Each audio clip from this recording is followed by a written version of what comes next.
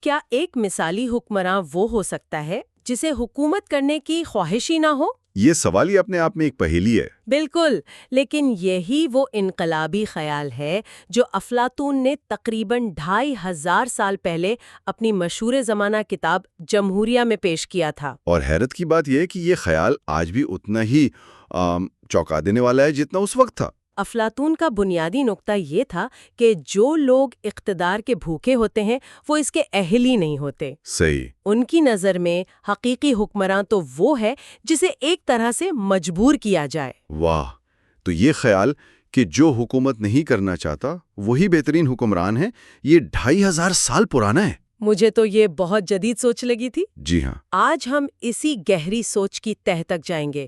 ہم افلاطون کے فلسفی بادشاہ کے تصور کو سمجھیں گے، دیکھیں گے کہ اس نے اپنی مثالی ریاست کا کیا نقشہ کھینچا، اور پھر کہانی کا سب سے دلچسپ موڑ۔ بالکل، جب اس کے اپنے سب سے ذہین شاگرد ارسطو نے ان تمام نظریات کو چیلنج کر دیا۔ بالکل، ہماری آج کی گفتگو کی بنیاد افلاطون کی جمہوریہ تو ہے ہی، لیکن ہم ارسطو کے تنقیدی تجزیے کو بھی سامنے رکھیں گے، اور پھر یہ بھی جانیں گے کہ ان قدیم نظریات کا اسلامی فلسفے، خاص طور پر الفارابی کی فکر اور آج کی سیاسی بحثوں پر کیا اثر پڑا۔ مقصد بس یہ سمجھنا ہے کہ انصاف پر مبنی ایک کامل ریاست کا یہ خواب کیا تھا، اس کی اتنی شدید مخالفت کیوں ہوئی، اور یہ قدیم بحث آج ہمارے لیے کیا معنی رکھتی ہے۔ تو شروع کرتے ہیں۔ بہت خوب، تو آئیے اس میں ذرا گہرائی میں اترتے ہیں کہ افلاطون کا یہ فلسفی بادشاہ آخر ہے کون؟ یہ کوئی عام بادشاہ تو نہیں ہو سکتا۔ قطعی نہیں، یہ ایک ایسا حکمران ہے جس کے پاس سیاسی طاقت بھی ہے اور فلسفیانہ علم بھی۔ افلاطون کے نزدیک صرف فلسفی ہی حقیقی علم رکھتے ہیں۔ اچھا، لیکن کیوں صرف فلسفی ہی کیوں؟ کیونکہ وہ ہماری اس ظاہری بدلتی ہوئی دنیا کے دھوکے سے آگے دیکھ سکتے ہیں۔ دھوکے سے آگے؟ اس کا کیا مطلب ہوا؟ اسے سمجھنے کے لیے ایک مثال لیتے ہیں۔ افلاطون کہتا ہے کہ ہماری دنیا ایک طرح کی فوٹو کاپی ہے۔ ہر کرسی، ہر بہادر انسان، ہر خوبصورت تصویر، یہ سب ایک اصل کامل آئیڈیل کی نامکمل کاپیاں ہیں۔ اچھا۔ فلسفی وہ شخص ہے جس نے فوٹو کاپی مشین کے پیچھے جا کر اصلی ماسٹر ڈیزائن یعنی فارمز یا مثالیات کو دیکھ لیا ہے۔ واہ! اسی لیے صرف وہی جانتا ہے کہ اصلی انصاف، اصلی حسن یا اصلی اچھائی کیا ہے۔ باقی سب تو صرف اس کی نقلیں دیکھ رہے ہیں۔ اچھا، تو یہ حکمران صرف سیاستدان نہیں بلکہ وہ ہیں جنہوں نے حقیقت کا اصل چہرہ دیکھ لیا ہے، اور ان جیسے حکمرانوں کے لیے افلاطون نے ایک پورے معاشرے کا ڈیزائن تیار کیا۔ جی، اور اس نے معاشرے کو انسانی جسم کی طرح دیکھا۔ سب سے اوپر حکمران یعنی گارڈینز، جو ریاست کا دماغ ہے۔ یعنی فلسفی بادشاہ۔ بالکل۔ پھر آتے ہیں آگزیلریز یعنی سپاہی، جو ریاست کے بازو اور سینے ہیں، جو اس کی حفاظت کرتے ہیں۔ صحیح۔ اور آخر میں ہیں پروڈیوسرز، کسان، کاریگر، تاجر، جو ریاست کا پیٹ رہیں اور اسے چلانے کے لیے ضروری سامان مہیا کرتے ہیں۔ دماغ، بازو اور پیٹ، سب کا اپنا کام، کوئی دوسرے کے کام میں دخل اندازی نہ کرے۔ جی۔ اور ان سب کو اپنی اپنی جگہ پر رکھنے کے لیے افلاطون نے ایک بہت ہی متنازع آئیڈیا دیا جسے شریفانہ جھوٹ یا نوبل لائی کہتے ہیں۔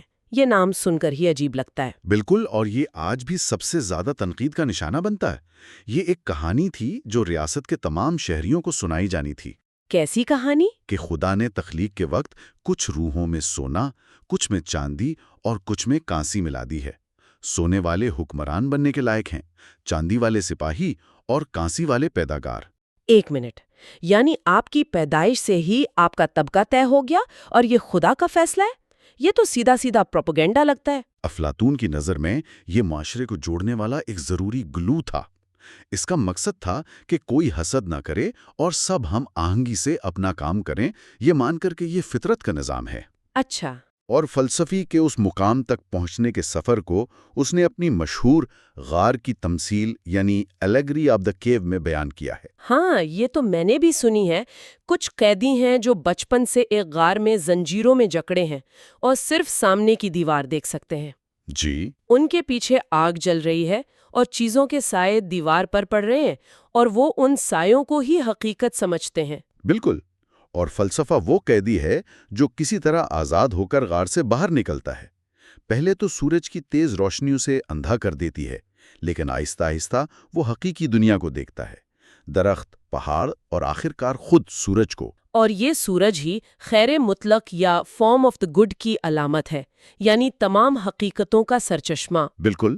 اور یہاں سب سے حیران کن بات آتی ہے، حقیقت کا علم حاصل کرنے کے بعد وہ فلسفی واپس اس تاریک غار میں ان قیدیوں کے پاس نہیں جانا چاہتا۔ کون روشنی چھوڑ کر اندھیرے میں جانا چاہے گا؟ کوئی بھی نہیں، لیکن اس کا فرض اسے مجبور کرتا ہے کہ وہ واپس جائے۔ واپس جا کر کیا کرے؟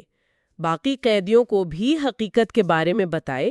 وہ حکومت نہیں کرنا چاہتا، لیکن وہ جانتا ہے کہ یہ اس کی ذمہ داری ہے۔ یہی چیز اسے مثالی حکمراں بناتی ہے، اقتدار سے بے رغبت لیکن فرض کا گہرا احساس۔ تو ایسے بے غرض حکمراں بنانے کے لیے افلاطون نے صرف تعلیم کو ہی کافی نہیں سمجھا، اس نے محافظ طبقے یعنی حکمرانوں اور سپاہیوں کے لیے کچھ بہت ہی سخت اصول بنائے۔ جی، اور 2 تجاویز تو انتہائی انقلابی تھیں۔ پہلی، نجی ملکیت کا مکمل خاتمہ۔ مکمل خاتمہ؟ جی، محافظ طبقے کا کوئی ذاتی گھر، کوئی زمین، کوئی سونا چاندی نہیں ہوگا۔ وہ مشترکہ بیرکوں میں رہیں گے اور ایک ساتھ کھانا کھائیں گے۔ 1 منٹ، کوئی ذاتی جائیداد نہیں؟ بالکل بھی؟ یہ تو کمیونزم سے بھی آگے کی بات لگتی ہے۔ افلاطون کا خیال تھا کہ یہی لالچ اور بدعنوانی کی جڑ ہے۔ اگر ذاتی ملکیت ہی نہیں ہوگی تو کرپشن کا سوال ہی پیدا نہیں ہوتا۔ صحیح۔ ان کی تمام تر توجہ صرف ریاست کی بھلائی پر مرکوز ہوگی۔ اور دوسری تجویز اس سے بھی زیادہ چونکا دینے والی تھی۔ خاندان کے ادارے کا خاتمہ؟ یعنی؟ جی ہاں، محافظ طبقے کے لیے بیویاں اور بچے بھی مشترکہ ہوں گے، کوئی ذاتی خاندان نہیں ہوگا۔ لیکن کیوں؟ اس کا کیا مقصد تھا؟ مقصد یہ تھا کہ ان کی وفاداری کسی ایک خاندان سے نہیں بلکہ پوری ریاست سے ہو۔ وہ ہر بچے کو اپنا بچہ اور ہر شہری کو اپنا بھائی سمجھیں۔ افلاطون کا ماننا تھا کہ اس سے ریاست میں ایک کامل، اٹوٹ اتحاد پیدا ہوگا۔ واہ! اسی نظام میں اس نے یہ بھی کہا کہ عورتوں اور مردوں کو ایک جیسی تعلیم اور تربیت دی جائے گی اور وہ حکمرانی میں برابر حصہ لے سکیں گے۔ جی، یعنی فلسفہ کوئین یا فلسفہ ملکہ کا تصور، جو اپنے دور کے لحاظ سے ایک ناقابل یقین حد تک ترقی پسند خیال ہے۔ بالکل۔ یہ تجویز دکھاتی ہیں کہ افلاطون اپنی مثالی ریاست کے لیے انسانی فطرت کو کس حد تک بدلنے کو تیار تھا۔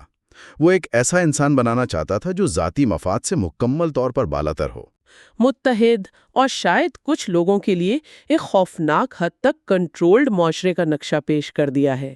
لیکن تاریخ کی سب سے بڑی ستم ظریفی یہ ہے کہ اس نظام کو سب سے بڑا چیلنج کسی باہر والے سے نہیں آیا، بلکہ اس کے اپنے سب سے ہونہار شاگرد ارسطو کی طرف سے آیا۔ اور یہیں سے فلسفے کی تاریخ کی سب سے دلچسپ بحثوں میں سے ایک کا آغاز ہوتا ہے۔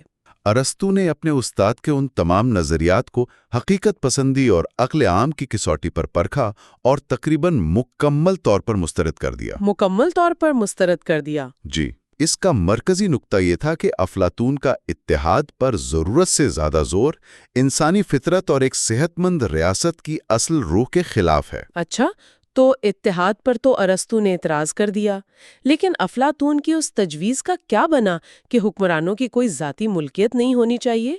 یہ تو کرپشن ختم کرنے کا ایک بہترین طریقہ لگتا ہے نا؟ بظاہر لگتا ہے، لیکن ارسطو نے اس کی نفسیات پر چوٹ کی۔ اس نے کہا کہ جو چیز سب کی ہوتی ہے عملی طور پر وہ کسی کی نہیں ہوتی۔ یعنی ٹریجڈی آف دا کامنز والا خیال۔ اگر پارک سب کا ہے تو کوئی اس کی گھاس کا خیال نہیں رکھے گا کیونکہ یہ کسی اور کی ذمہ داری ہے۔ بالکل وہی نقطہ ہے۔ ارسطو نے کہا کہ اس سے ذمہ داری ختم ہو جاتی ہے اور ایک پھیکی دوستی یعنی واٹری فرینڈشپ پیدا ہوتی ہے۔ پھیکی دوستی، یہ تو کمال کا جملہ ہے۔ یعنی ارسطو کہہ رہا تھا کہ جب آپ کی محبت اور ذمہ داری سب کے لیے تھوڑی تھوڑی ہو تو وہ کسی کے لیے بھی گہری نہیں ہوتی۔ صحیح۔ یہ سمندر کے پانی کی طرح ہو جاتی ہے، ہر جگہ ہے لیکن آپ پی نہیں سکتے۔ یہی اس کا مطلب تھا، اور اسی لیے اس نے وہ مشہور جملہ کہا جو افلاطون کے نظریے پر سیدھا وار تھا: افلاطونی بیٹے سے بہتر ہے کہ عام رشتے کا کزن ہوا جائے۔ واہ! یعنی ایک ایسا بیٹا جسے سینکڑوں لوگ اپنا بیٹا کہیں، اس سے بہتر تو ایک دور کا کزن ہے جس سے آپ کا حقیقی خونی رشتہ ہو، کیونکہ اس رشتے میں ایک حقیقی لگاؤ اور ذمہ داری کا احساس ہوتا ہے۔ صحیح۔ بالکل۔ ارسطو کا ماننا تھا کہ افلاطون انسانی فطرت کو نظر انداز کر رہا ہے۔ محبت، ملکیت کا احساس اور خاندان سے لگاؤ، یہ سب انسانی جبلت میں شامل ہیں، اور ان کو ختم کرنے کی کوشش معاشرے کو بہتر بنانے کے بجائے غیر فطری اور غیر مستحکم بنا دے گی۔ جی ہاں۔ تو پھر ارسطو کا متبادل کیا تھا؟ اگر افلاطون کا نظام ٹھیک نہیں تھا تو صحیح نظام کیا تھا؟ ارسطو نے ہمیشہ کی طرح ایک درمیانی راہ تجویز کی۔ اس نے کہا کہ ملکیت ذاتی ہونی چاہیے، اچھا، لیکن اس کا استعمال مشترکہ ہونا چاہیے، یعنی اچھے قانون اور اخلاقی تربیت کے ذریعے شہریوں کو اس بات پر آمادہ کیا جائے کہ وہ اپنی ذاتی ملکیت کو معاشرے کی بھلائی کے لیے بھی استعمال کریں۔ تو یہ نظام نجی ملکیت کے فوائد کو بھی برقرار رکھتا ہے اور اجتماعی خیر کو بھی فروغ دیتا ہے۔ بالکل۔ تو یہ استاد اور شاگرد کی بحث ایتھنز میں ہی ختم نہیں ہوئی۔ یہ سوال کہ کیا ایک کامل علم کی بنیاد پر قائم ریاست ممکن ہے، صدیوں تک گونجتا رہا ہوگا۔ بالکل، اور دلچسپ بات یہ ہے کہ اس سوال کا ایک بہت گہرا جواب ہمیں یونان سے سینکڑوں سال بعد اسلامی دنیا کے ایک عظیم فلسفی امام الفارابی کے ہاں ملتا ہے۔ الفارابی؟ جی، انہوں نے افلاطون کے فلسفی بادشاہ کے تصور کو اسلامی فکر کے ساتھ ہاں آہنگ کرنے کی ایک شاندار کوشش کی۔ یہ بہت دلچسپ ہے۔ الفارابی نے اسے اسلامی سانچے میں کیسے ڈھالا؟ الفارابی نے اپنی کتاب آراء اہل مدینۃ الفاضلہ، یعنی مثالی ریاست کے شہریوں کے خیالات میں ایک ایسی ریاست کا تصور پیش کیا جس کا حکمران افلاطون کے فلسفی بادشاہ جیسا ہی ہے، لیکن ایک بہت اہم فرق کے ساتھ۔ اور وہ فرق کیا تھا؟ الفارابی کا مثالی حکمران نبی یا اس کا نائب ہے۔ وہ نہ صرف عقل کامل رکھتا ہے بلکہ وحی کی روشنی سے بھی رہنمائی حاصل کرتا ہے۔ اچھا، تو یہاں قانون کا سرچشمہ صرف انسانی عقل نہیں رہی بلکہ شریعت یعنی خدائی قانون بن گیا۔ بالکل، الفارابی نے عقل اور وحی میں ہمہ آہنگی پیدا کی، لیکن یہ بحث جب جدید دور میں پہنچی تو اس نے ایک بالکل مختلف اور تنقیدی رخ اختیار کر لیا۔ کیسے؟ 20ویں صدی میں کارل پاپر جیسے مفکرین نے افلاطون کی جمہوریہ پر شدید تنقید کی اور اسے ایک ٹوٹلیٹیرین یعنی جابرانہ ریاست کا پہلا خاکہ قرار دیا۔ جابرانہ ریاست، ان کی تنقید کی بنیاد کیا تھی؟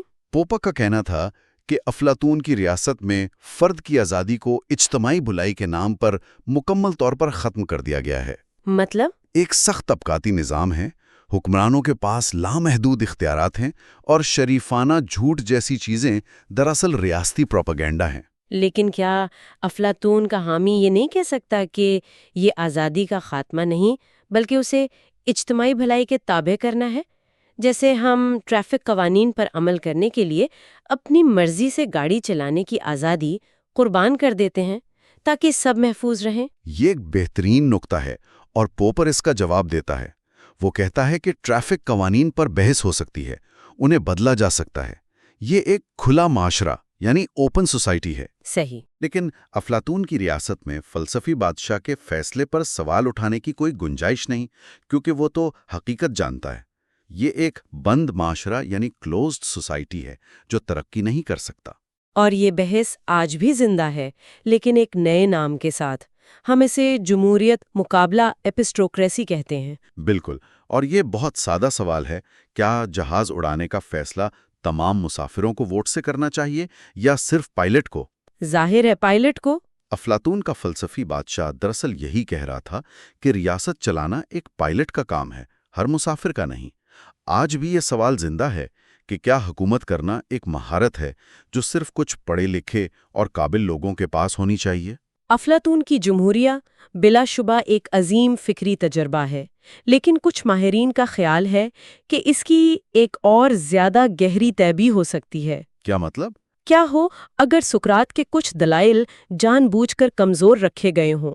یہ ایک بہت ہی دلچسپ نظریہ ہے اور کچھ علمی حلقوں میں اسے سنجیدگی سے لیا جاتا ہے۔ اس نظریے کے مطابق افلاطون نے اس مکالمے کو ایک پہیلی کی طرح ڈیزائن کیا ہے۔ ایک پہیلی؟ جی، اس کا مقصد صرف ایک مثالی ریاست کا نقشہ دینا نہیں تھا، بلکہ قاری کو خود سوچنے پر مجبور کرنا تھا۔ یعنی جب پڑھنے والا سقراط کے دلائل میں خامیاں یا تضادات تلاش کرتا ہے تو وہ خود فلسفیانہ عمل میں شریک ہو جاتا ہے۔